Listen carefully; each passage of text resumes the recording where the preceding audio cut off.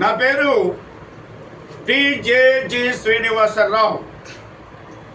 ఈ వీడియోలో మేము చెప్పదలుచుకున్నది ఏమిటంటే సనాతన ధర్మం గురించి చాలామంది చాలా వీడియోలు మీరు చూసుంటారు. కానీ సనాతన ధర్మంలో ఏ విషయాలు ఉంటాయి, ఎంత దీర్ఘమైన ఎంత అసహ్యమైన విషయాలు ఉంటాయో మా వీడియోల ద్వారా తెలుసుకోండి. అయితే మేము చాలా సభ్యతగా పాలిష్డ్ లాంగ్వేజ్లో చక్కగా ఈ వీడియోలు మీకు అందించదలుచుకున్నాం. మొట్టమొదటిగా ఇది పార్ట్ 1 మాత్రమే. అసలు సనాతన ధర్మం అంటే ఏమిటో తెలియాలంటే సనాతన అంటే పూర్వపు అని అనొచ్చు.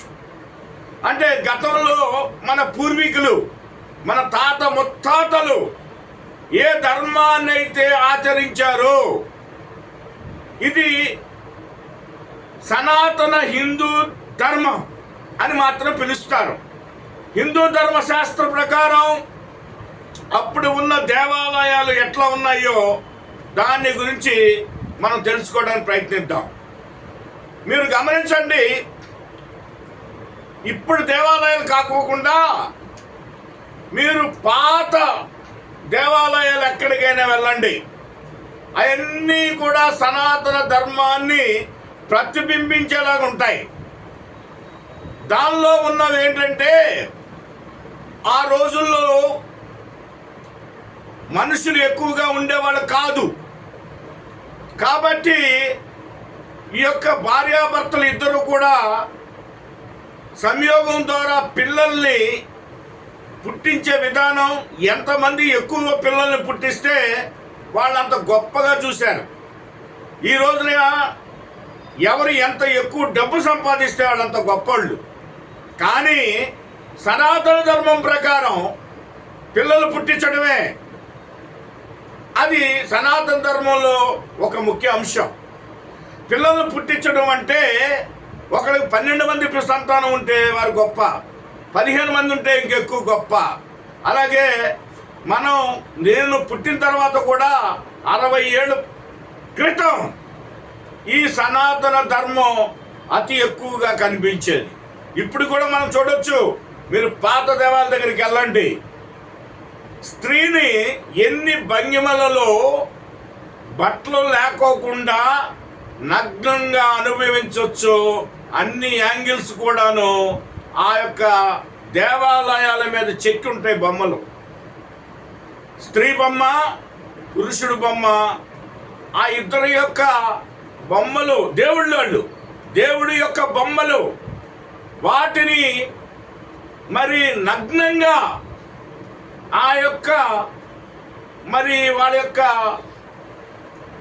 పార్ట్స్ మొత్తం కనపడేటట్టుగా, శరీరంలోని అన్ని అవయవాలు కనపడేటట్టుగా ఎన్ని భంగిమల్లో స్త్రీతో సంభోగించాలో ఆ చెప్పేదే సనాతన ధర్మంలో ఒక పార్ట్. మీరు చూడండి, ఏ గుడి దగ్గరికి వెళ్ళండి, మీరు పాత గుడి దగ్గరికి, లేకపోతే గూగుల్లో చర్చ చేయండి. అవన్నీ కూడా నా నోటితో నేను పూర్తిగా చెప్పలేను. కానీ ఈనాడు దాన్నే బూతు కింద తీసుకొని బూతు పుస్తకాలు, బ్లూ ఫిలిములు అలాంటివన్నీ కూడా వచ్చేస్తున్నాయి ఇప్పుడు యుగానికి. ఆ రోజుల్లో అది బూతు కింద కాదది. నా చిన్నప్పుడు ఒక సన్నివేశం జరిగిందని చెప్తాను మీకు. కొత్తగా ఇద్దరికి పెళ్ళయింది. పెళ్ళయిన తర్వాత నేను వాస్తవానికైతే ఆ పెళ్ళికి నేను తోడి పెళ్ళి కొడుకు కూడా కూర్చున్నాను. ఆ తర్వాత మరి ఒక 3-4 రోజుల తర్వాత మళ్ళీ ఇదే ఇంటికి వెళ్తే ఆ యొక్క భార్యాభర్తలు ఇద్దరు కూడా బయట కనపడటంలే. అయితే వాళ్ళ ముసలి వాళ్ళు ఉండి మరి మరి వాళ్ళ పెళ్లి కొడుకు పెళ్లి కూతురు ఏరియని అడిగాను నేను. అడిగితే వాళ్ళు రూమ్లో పేగు పితుక్కుంటున్నారు అనేవాళ్ళు. పేగు పితుక్కునుట, దాన్ని సెక్షువల్ ఇంటర్ కోర్స్. దాన్ని ఎంతో సభ్యంగా మాట్లాడుకునేవాళ్ళు. అంటే భార్యాభర్తలు చేసుకునేది అది. అది ఈరోజు పూర్తయిపోయింది. పేగు పితకటం అనే మాట వాడేవాళ్ళు. అంటే సభ్యతతోనే. ఎందుకనంటే ఆ రోజుల్లో తల్లిదండ్రులు ఇద్దరు కూడా ఆ ఇంటర్ కోర్స్ భార్యాభర్తల సంయోగం ఉంటేనే, ఆ సంభోగంతోనే మనిషికి ఈ లోకంలో పుడతాడు. ఇది వాస్తవ పరిస్థితి. దానికి ఎంతో పవిత్రత ఉంది, పవిత్రంగా మాట్లాడుకునేవాళ్ళు. కానీ ఈ రోజుల్లో చాలా అసహ్యం అయిపోయింది. మరి ఆ రోజుల్లో ఆ విధంగా పవిత్రంగా మాట్లాడుకున్నారు కాబట్టి ఆ యొక్క సనాతన ధర్మం ఇప్పుడు అవసరమా, ఇప్పుడు జనరేషన్కి అవసరమా అనేది మీరు ఒకసారి ఆలోచన చేయండి. ఎందుకనంటే గతంలో 30 ఏళ్ళు ఆడపిల్లకి వచ్చి వివాహం చేసిన తర్వాత మరి గొడుగు కానీ లేకపోతే దుప్పటికి ఒక కర్ర వేసి వాళ్ళిద్దరు నడిపించేవాళ్ళు. బయట చెంగు ఇద్దరినో అతని యొక్క పంచి కట్టేసి. ఆ సమయంలో 30 ఏళ్ళు వచ్చినా కూడా ఆడపిల్ల తల్లిదండ్రుల ఎఫెక్షన్కి మరి వదిలిపెట్టి భర్తతో కలిసి ఇంకో ఇంటికి వెళ్ళాలంటే చాలా బాధపడేది. వెనక్కి తిరిగి చూసేది తల్లిదండ్రులు, ఇంకా ఏడ్చేవాళ్ళు. అవన్నీ మేము మా కళ్ళారా చూసాం నా చిన్న వయసులో. మరి అదంతా సనాతన ధర్మమే. ఇప్పుడు వివాహాలు అట్లా లేవు. అప్పుడు వివాహాలకి ఇప్పుడు వివాహాలకి చాలా వ్యత్యాసం ఉంది. ఇప్పుడు టీనేజ్ 13 ఏళ్ళు రావడంగానే ఒక ఆడపిల్ల పెద్ద మనిషి అయిందంటే 16 ఏళ్ళ వయసు వచ్చి కుర్రాడికి నూగు మీసాలు వస్తున్నాయంటే వాళ్ళు ఈ రోజుల్లో ప్రేమ అంటున్నారు, మరి లేచిపోతున్నారు. తల్లిదండ్రులకు కూడా చెప్పట్లేదు. చెప్పకుండా కూడా వాళ్ళు వివాహాలు చేసుకుంటున్నారు. చేసుకొని వాళ్ళు కొద్ది టైంలోనే వాళ్ళు విడిపోవటమా, చనిపోవటమా, ఆత్మహత్యలు ఇవన్నీ పెరిగిపోయినాయి. కాబట్టి మరి సనాతన ధర్మంలో అవి లేవు. సనాతన ధర్మంలో 30 ఏళ్ళకి వివాహం చేసేవాళ్ళు. మరి ఇవాళ ఏమైంది? సినిమాల ప్రభావం కానివ్వండి, లేకపోతే ఈ యొక్క టీవీల ప్రభావం కానివ్వండి, వీటన్నిటి ద్వారా ఎక్స్పోజర్ ఎక్కువైపోయింది. ఆడపిల్లలు, అది కాకుండా బట్టలు కట్టుకునే విధానం కూడా చాలా. అయితే మరి ఆ రోజులకి ఈ రోజులు, ఆ రోజుల్లో తెలుగు వాళ్ళు మనంతా కూడా లంగాలు, జాకెట్లు, ఓణీలు వేసుకునేవారు. అది హాఫ్ శారీ అనేవారు. మరి ఇప్పుడు అవి లేవు కదండి. అక్కడ కూడా కొంత ఎందుకని ఎక్స్పోజర్ ఉంటుంది అక్కడ. అయితే చాలా సభ్యతగా ఉంటుంది, మాట్లాడుకోవడానికి వీలుగా ఉంటుంది. మరి అదే సనాతన ధర్మం ఇవాళ మనం ఆచరిద్దామంటే తప్పే లేదు. అయితే దేవాలయాల మీద చెక్కిన బొమ్మల, బూతు బొమ్మలు గురించి మనం తీక్షణంగా ఆలోచించాల్సిన అవసరం ఎంతైనా ఉన్నది. దాని మీద తాఫీ ధర్మారావు గారు ఒక పుస్తకాన్ని రాశారు. ఆ పుస్తకం చదవండి. హిందూ దేవాలయాల గురించి. దేవాలయాల మీద బూతు బొమ్మలు ఎందుకు, దేవాలయాల మీద బూతు బొమ్మలు ఎందుకు అని ఒక పుస్తకాన్ని రాశారు. ఆ పుస్తకం మార్కెట్లో దొరుకుద్ది, మీరు చక్కగా చదువుకోవచ్చు. దానిలో సనాతన ధర్మం ఏంటో క్లియర్గా ఉంటుంది. అయితే ఆ బూతు బొమ్మలు ఆ రోజుల్లో నేను ఇందాక చెప్పినట్టుగా ఆ బూతు బొమ్మలు ఉండబట్టే జనసాంద్రత పెరిగింది.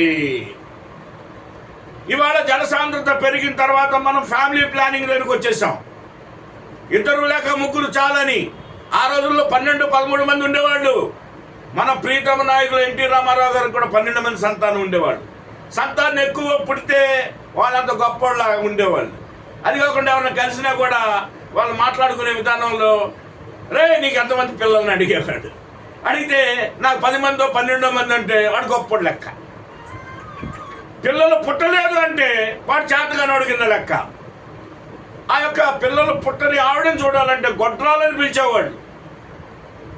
అది ఒక సపరేట్ వీడియోలో చూద్దాం గొడ్రాల గురించి. అది కూడా సనాతన ధర్మమే. అందుకనే ఈ యొక్క సనాతన ధర్మంలో ఈ యొక్క సెక్షువల్ ఇంటర్ కోర్స్, ఆ యొక్క భంగిమలన్నీ కూడా సనాతన ధర్మంలో ఉండేవి. అవి దేవాలయాల్లో ఉండేవి. అది చాలా విచిత్రకరమైన విషయం. దానికి అందరూ కూడా ఆ బూతు బొమ్మలకే దండాలు పెట్టేసి వచ్చేవాళ్ళు. అక్కడ నేర్చుకునేవాళ్ళు సెక్షువల్ ఇష్యూస్ని. కాబట్టి మరి అది ఇప్పుడు సమాజానికి అటువంటి సెక్షువల్ సంబంధించిన ఇష్యూస్ సనాతన ధర్మంలో ఆ యొక్క హిందూ దేవాలయాల మీద మరి ఉండటం అనేది ఈనాడు మనకి కొత్త దేవాలయాల్లో కనపడవు, కొత్తగా కడితే. అందుకనే మీరు ఎక్కడైనా సరే పాత దేవాలయాలు మీరు చూడొచ్చు, అది ప్రస్తుతం అవసరమా లేదా అనేది మరి కొందరు పెద్దలు మాట్లాడుతున్నారు ఈ సనాతన ధర్మం గురించి. సనాతన ధర్మాన్ని మేము కాపాడుతామంటున్నారు, మరి ఇది కూడా కాపాడతారేమో నాకు తెలియదు. అందుకనే సనాతన ధర్మం గురించి ముందు తెలుసుకోవడానికి ప్రయత్నం చేయండి. మా వీడియోలో ఇది పార్ట్ 1. నెక్స్ట్ ఇంకా చక్కటి విషయాలు సభ్యతగా నేను చెప్తాను. చాలా అతి గోప్యమైన విషయాలు, అసలు ఆలోచించడానికి కూడా అంతుపట్టని విషయాలు సనాతన ధర్మంలో ఉన్నవి. కాబట్టి ఈ వీడియోలో మేము చెప్పదలుచుకున్నది ఏమిటంటే, హిందూ దేవాలయాల మీద బూతు బొమ్మలుతో అప్పుడు సనాతన ధర్మం నడిచింది. కాబట్టి అది ప్రస్తుత సమాజానికి, సభ్య సమాజానికి అవసరం లేదని మేము అభిప్రాయపడుతున్నాం. కాబట్టి సనాతన ధర్మం గురించి మాట్లాడాలి ఎవరైనా సరే ఆ బూతు బొమ్మల గురించి ఒక్కసారి ఆలోచించమని మీ ప్రతి వాళ్ళు కూడా, సనాతన ధర్మంలో ఒక పార్ట్ మాత్రం ఇది పార్ట్ 1. పార్ట్ 2లో మరో విషయం గురించి నేను మాట్లాడతానని చెప్పేసి అని మనవి చేస్తూ, సనాతన ధర్మం అవసరమా లేదా అనే అంశం మీరే యోచించమని సభ్యతగా నేను మాట్లాడుతున్నా.